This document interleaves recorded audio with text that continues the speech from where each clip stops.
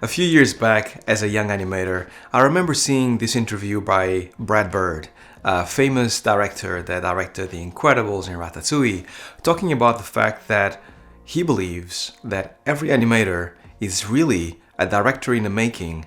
They might just not know it yet. And that quote stuck with me for the longest time, and I didn't know why back then, but I understand it now, why Brad Bird thinks that every animator is a director in the making.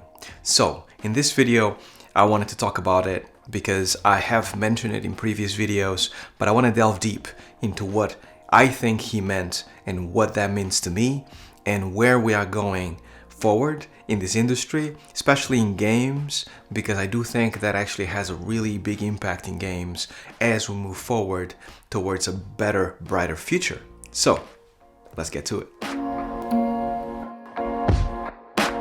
Alright, welcome to another video. My name is Harvey Newman and I like to share my passion for animation, game dev, and now game making here in this channel with all of you. If you enjoy this content, if you actually like this video at any point as I'm talking, consider subscribing if you haven't so far, since the majority of you are not subscribed to the channel, and also leave it a like because it's awesome for the algorithm, as you might know. Most YouTubers say that nowadays. And give me a comment down below about what you think about this subject specifically, right? Because it's always awesome to start the dialogue, make these videos, start the dialogue, and then talk to you guys over on the comment section, because I do think that there's more that to be said. People have different opinions, and constructive criticism is always a great thing. Now, as I mentioned before, Brad Bird did mention this quote many years ago about all animators being directors in the making. This obviously doesn't apply to all animators. Some animators do want to go that way, some don't, but I do understand where it comes from. So this is going to be a bit of a dense video, so I have my pad here with my notes, so to make sure that I don't forget to go through all the subjects. But to me, Brad Bird is one of those minds and creatives of this century that absolutely changed the way I see cinema. And I think from the Iron Giant to Ratatouille to The Incredibles, he always brings something interesting. And what's even more interesting is his feature film content with Tomorrowland and also with Ghost Protocol. Now, I'll talk about this a little later, but the reason why I think that this is true, and I truly believe it, especially the more I speak with animators, young animators, when I speak with experienced animators, you start your career in animation normally almost as a tool, and I have a video about this. Search it or I'll link it down below, about animators being tools for the trade, meaning that you are part of a production, you are part of game development, and you are basically being used, or they are using your skills to basically add content assets to a game, or content assets to a film or VFX. This is true especially as you grow as an animator. So in his case, he was an in-betweener, Brad Bird. A lot of the animators of his age started as in-betweeners, 2D in-betweeners. This is how he got his skills as 2D animator. And for us, it's very much being a junior in the games industry, learning the ropes, learning how the engine works, learning how to implement your animations, learning what makes the engine tick when it comes to the animation work, knowing what animations work better, animation systems. There's all kinds of technical stuff that you have to learn as you become more experienced. Now, this is the beginning of a career in your formative years. As you grow, you become a little bit more boisterous, you become a mid-level senior animator, and this is when the change starts happening, I think, or at least it happened to me, where you start wondering, where should you go? In the beginning, to me, if you were to tell me that I wanted to be a director years ago, I would have called you crazy, because it was all about the art of animation. How good of an animator can I be? How far can I take it? The animation masters of the yesteryear did it so amazingly. Can I actually be that way? Can I be the best animator that I can possibly be? However, the more you achieve, the more you do, the more you kind of start like getting towards that end of being like a really good animator. You start dwelling, is this it? Is there more? What happens when I make it? This becomes a reality, and when this reality settles in, I think this is when the shift starts happening about where do I want to go next. And this is what happened to me. I really didn't thought I was going to be a lead or director in any capacity, because everything I saw from leads and directors up to that point was stress, management, Excel sheets, so many horrible things that are not to do with art, the art of animation. For me, it was very much like I don't have anything, I don't want to deal with that in any ways possible. I want to like live here in my Maya and animate until the end of my days. But what I realized is that you working with others as a team is incredibly powerful, and then you helping others to elevate themselves is also incredibly powerful. So when you actually match those two things about working as a group and making sure that a group works as coherent as possible, and also working on a vision and actually getting that vision delivered, when you do that once as an animator, it doesn't matter if you're a senior or a lead, it's very contagious and addictive, and it's incredible, right? Because you and other animators that work under you have been through a journey.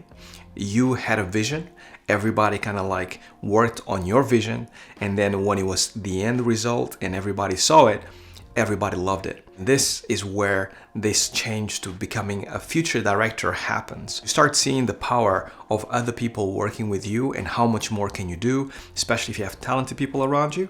You start kind of like really leaning into this idea of like working with others. So this is when you start becoming a lead, a director, and the more you become a lead, the more you become a director, especially if you're a good one. You empower people, you give them a lane to run in, and they start giving you assets and ideas and results that are absolutely outstanding and better than you expected even. That becomes addictive, right? And that's all you need. Now, the bigger factor here is that while you were going through your journey, while you were a junior heading towards a lead or a director, you were paying attention to those principles of animation. And those principles of animation give you everything you need really to be a director. And this is what I think Brad Bird was aiming at. I think that you looking at composition, you looking at storytelling, you thinking about what the character's thinking all the time, and character and personality and the best delivery and acting when you take a reference, camera angles, all of those things are things that directors look at, right? Which means that you spend years going through this journey, looking at the animation principles, thinking about animation, but really, on a bigger scale, you were thinking about filmmaking, or you were thinking about game making, or you're thinking about storytelling, which is the most important bit. You were thinking about telling a story with characters and making it as impactful as possible, no matter the medium. So for me, it's games, and to me, it's all about the feel of the game, but also how the game plays and the journey that the character takes, right?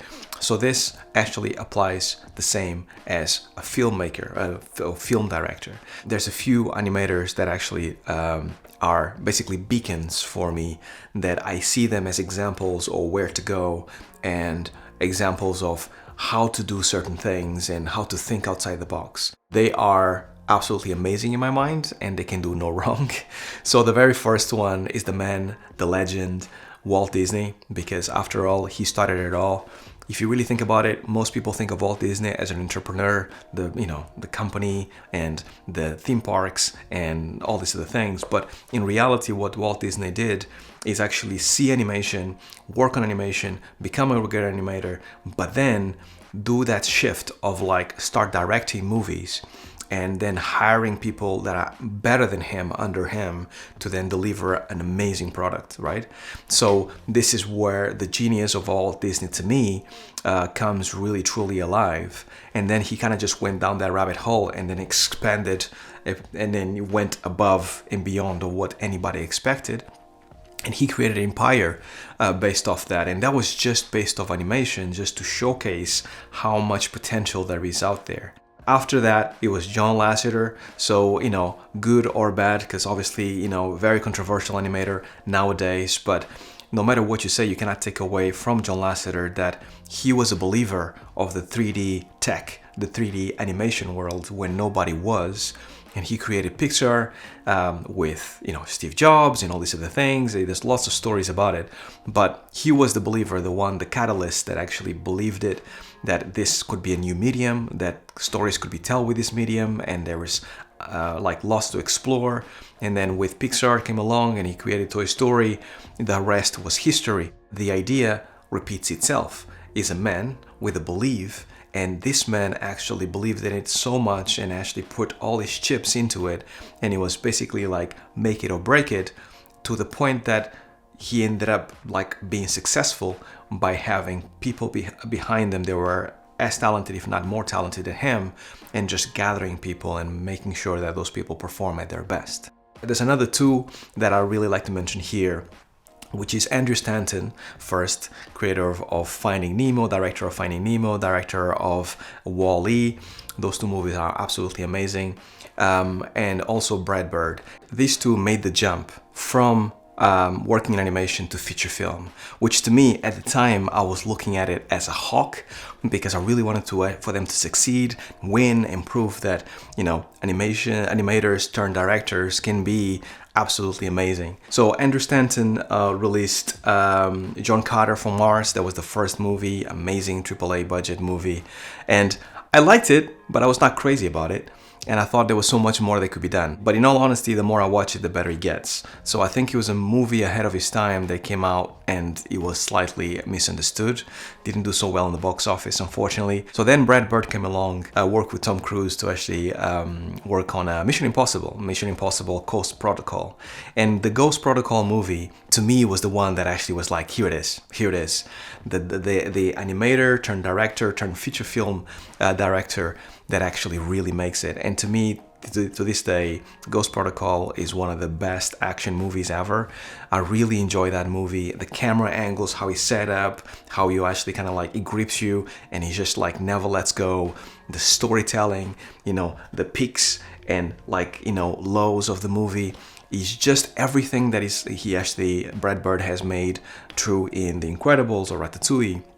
He made true in this film, and you could see it, and it worked, and I was like, yes. And then Tomorrowland came after. I also absolutely loved it, and to me it was very much another leap that animators took that is outside of their comfort zone, but yet they made it incredibly well. Now, I want to talk a little bit about games, because games is a new industry and there's a couple of examples that we have there that hopefully gives us enough experience and ideas that we can actually kind of like get there.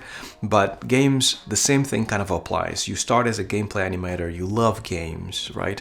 Games is a narrative driven medium. No matter how you flip it, you still have a story if you have a single player, a narrative game, and you have like a beginning, middle, and end. You want to tell a story, you want to be involved. The only difference is that it's an interactive medium, so there's the element of feel on top of everything else, right? So games is a new medium and there's a lot of animators out there. I really believe in the community. I think is the absolute best industry, the most collaborative industry out there. But once again, I'm biased because I work on it.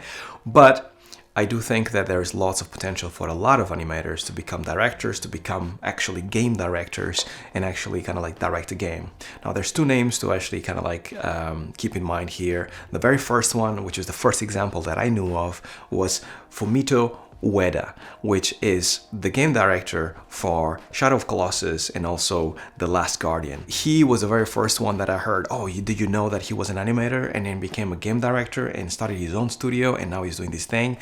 To me, my mind was blown when I realized that the humble animator could also make a studio, create a game, and have a successful game. That was the first example that I had, and I was like, okay, so there's hope here. I can see the correlation between feature film and, just like animation, feature film, and then games as well. Now, the most recent example is Cory Barlog, and I mentioned him in a few videos previous. Cory Barlog also used to be an animator in God of War, one of all things, in Sony Santa Monica, and then went on to actually game direct the God of War, the old games, did a few things in between, and then lastly, he's most known for the latest God of War. So that's another great example of somebody that uses the knowledge that they have from animation and storytelling and setup and cameras and all these other things, and really getting deep into a character and then showcasing it into a game. And there's no better example than Kratos, the latest game, because you truly feel for both father and son and that relationship, and ultimately, as cool as the game is, as cool as the mechanics are, really what you really feel connected with as an audience is that connection that this guy is human. He has flaws and he's trying his best, and he has many flaws, right? So it's really awesome to see this animators turning directors, no matter the medium, And I do think that we're going to see many more happening, much more in games, which is going to be great because I think that we need more people showcasing the path to success so we all can win.